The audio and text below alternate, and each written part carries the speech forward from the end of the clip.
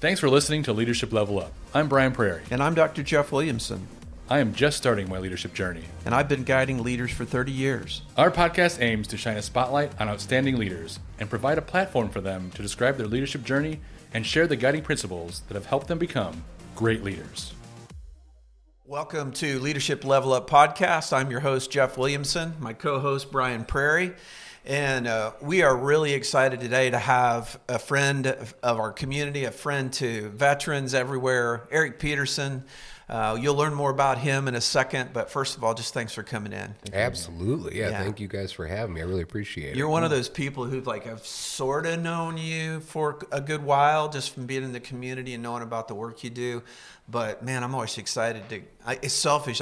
We get an hour together with cool people that are doing really good stuff. Yeah. Thank you. And so we're honored to have you and appreciate what you're doing. So as we talk through the conversation, we really want to both let people know about Project Headspace and Timing, which is the nonprofit you started a few years ago as well. But we also want to just talk about leadership and what are some of the traits of leadership that you have or try to embody, and maybe some other people who've invested in you to help you on your leadership journey. So it's just kind of an open book. We'll chat about it, but I love what you're doing. As I was sharing before we came on, really, really incredible service to our our men and women who have served our country so honorably, and you among them too. So we appreciate that a lot. Thank you so much. Yeah, it's a pleasure. Yeah. So I know, leadership in the flow of military training and the work you're doing in a variety of ways is a part of the package. Developing leaders, that's just part of what your experiences have included. So talk to us a little bit about what that looks like for you to say, hey, as a leader, I try to embody this, or here's some great characteristics. I think, it's really hard to describe because I also don't see myself as a leader a lot. There are moments where I feel like, okay, I'm taking charge here. I got to take this and run with it and spearhead this project. But, I'm also a father and a husband. And so there are times, and throughout my life, there have been many times where I've known that I needed to be a follower and not necessarily a leader at that moment, which I also think is another important aspect of being a leader, right? But it's I never really looked at myself in that light. I just have found myself in those types of situations because I've found myself up against something that I thought required action, and I wasn't seeing that action. And so I just took the initiative to get something done. And a lot of the times that means that I would fail at things, right? But sometimes I would find that there'd be some success, like with the nonprofit and other things. So, it's a hard question to ask, but when I look back at a lot of the leaders that have shaped me, it all started for sure.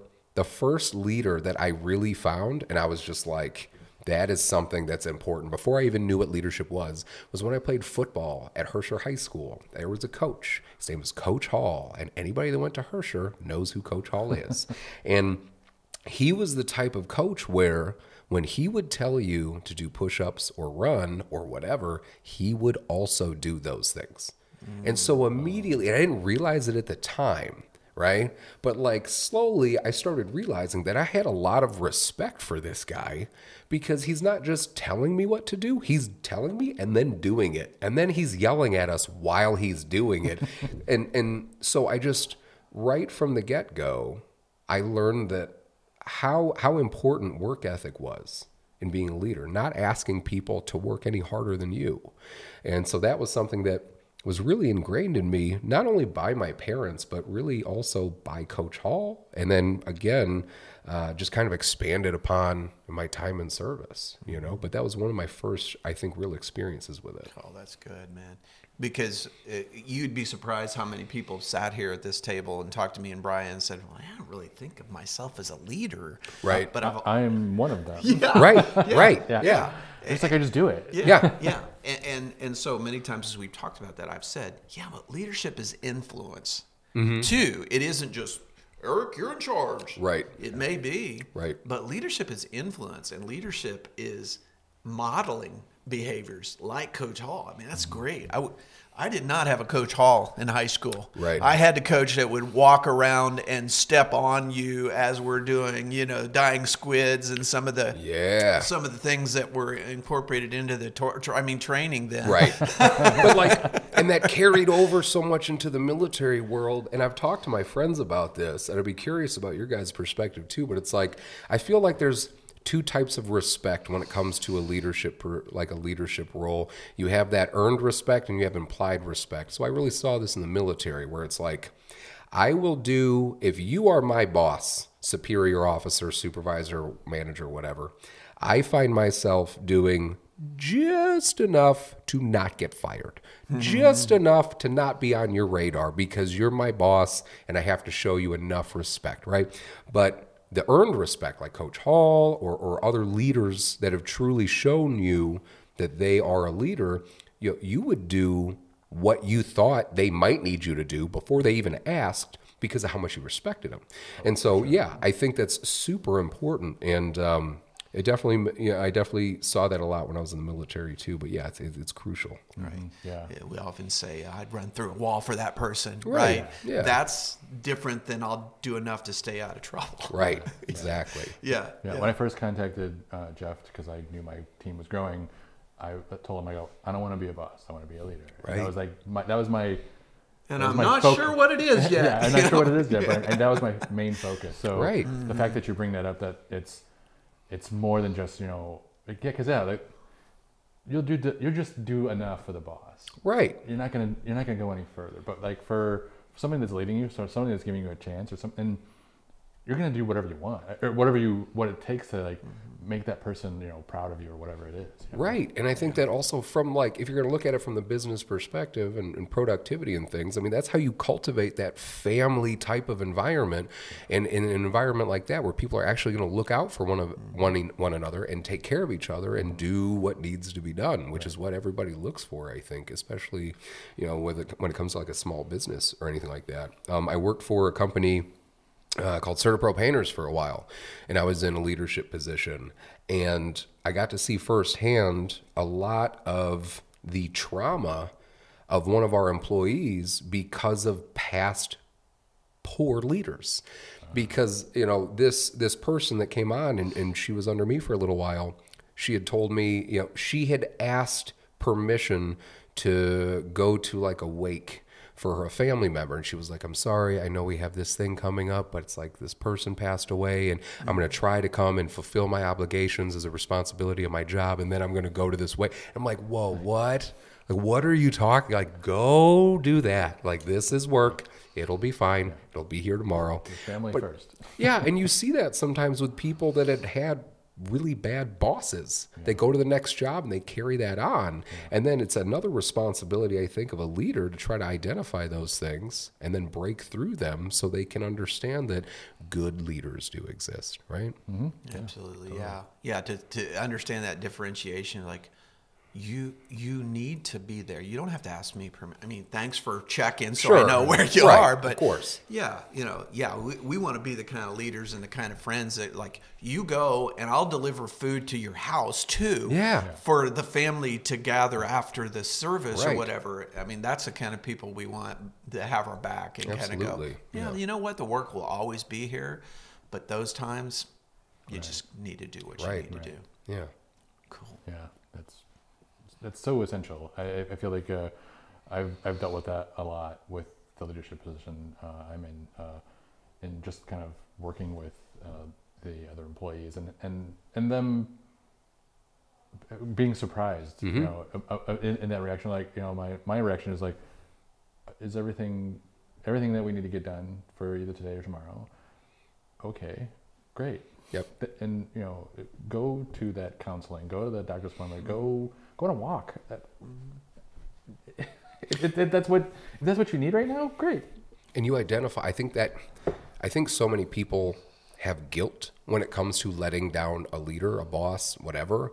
And I feel like guilt is such a scary thing because I think it can grow and fester and then turn into something that just permeates through like all aspects of your life. And so when you have somebody that works under you that feels like, you know, they're terrified to ask you if they can have a day off because their kid's sick, you know, well, yeah, at some point, when are they going to reach their breaking point? Right. And usually those are the places where you see like a high turnover Yeah. and things like that, which is also pretty telling. But yeah, I definitely think it's important either way to just at least pick up on those things with somebody. You speak about guilt with the people you're leading, but what about guilt with leadership? Because I feel like something I deal with a lot is like, you know, one, letting down the people I'm leading, and two, like, maybe I need to take some time, but there's other things that need to get done. So I feel guilty that I'm not putting in, you know, the 40, 50, Attention pulls both ways. Yeah. So there's some guilt there. Absolutely. Well, with that, there's like a few things that come to mind. First is,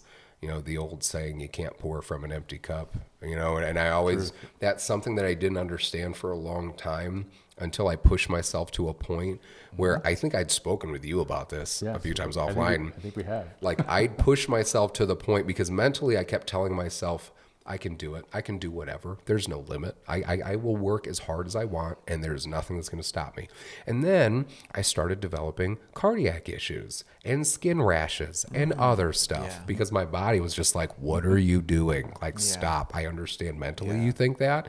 And so I turned back to, like, I really love reading, and so I turned back to some of the authors and leaders that have written things, thankfully, that I've been able to read.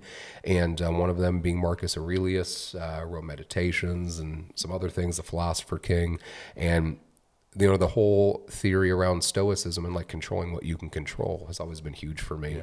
And so just making sure when it comes to guilt, if I know that I can control everything that I can control, I will feel less guilt. And the one way that I can think of as far as an example is my mom passed away last year, and she was on hospice for a few months, and it was the worst experience of my life.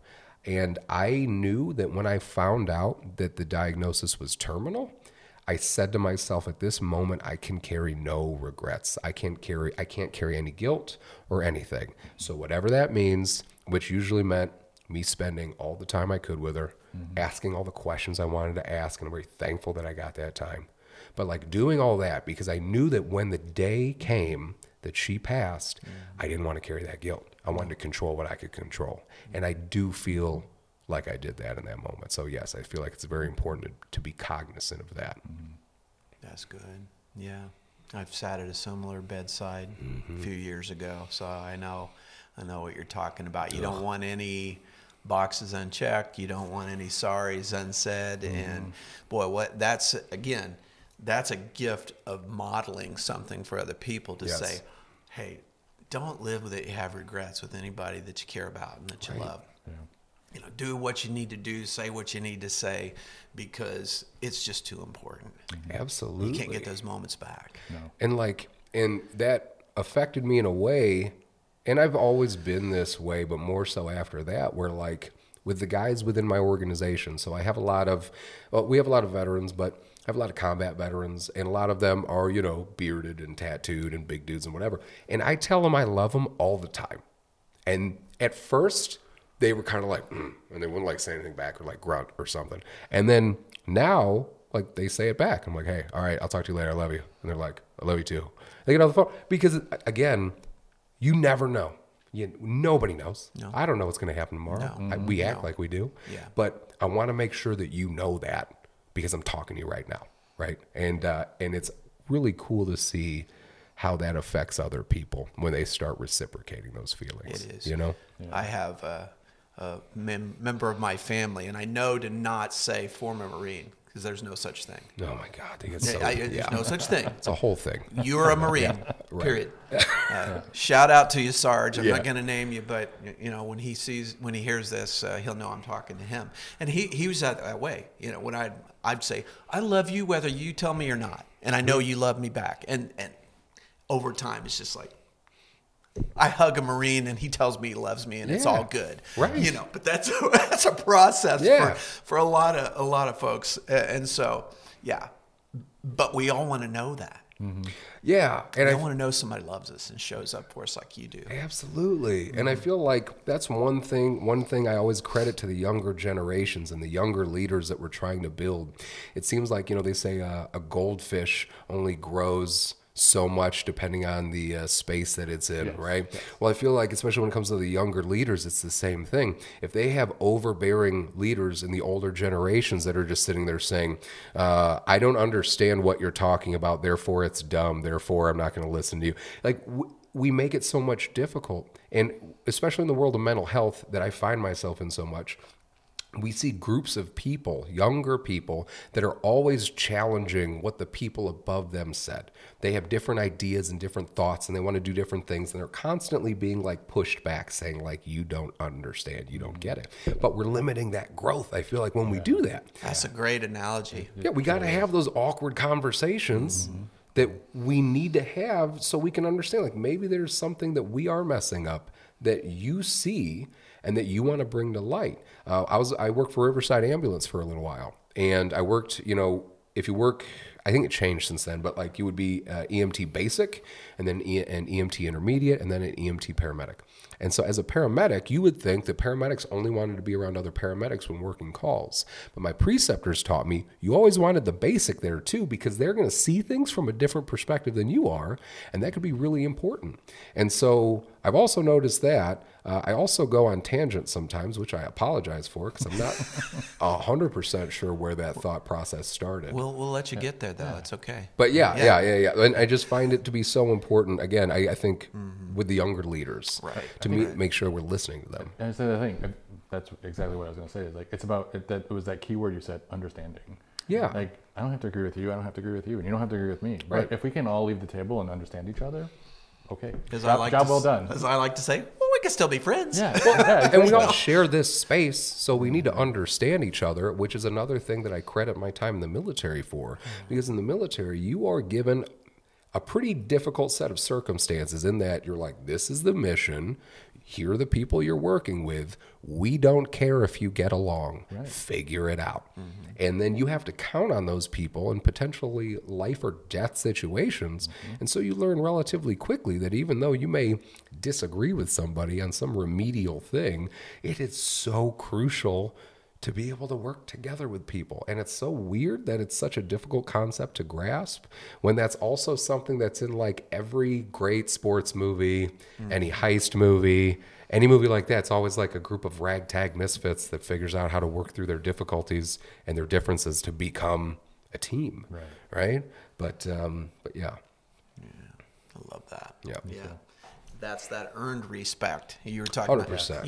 Yes. You have that. Yeah. Then you go through that. You're like, you know what? I didn't like you before this mission, and when I just saw you do your job and how you executed the plan, you're my people now.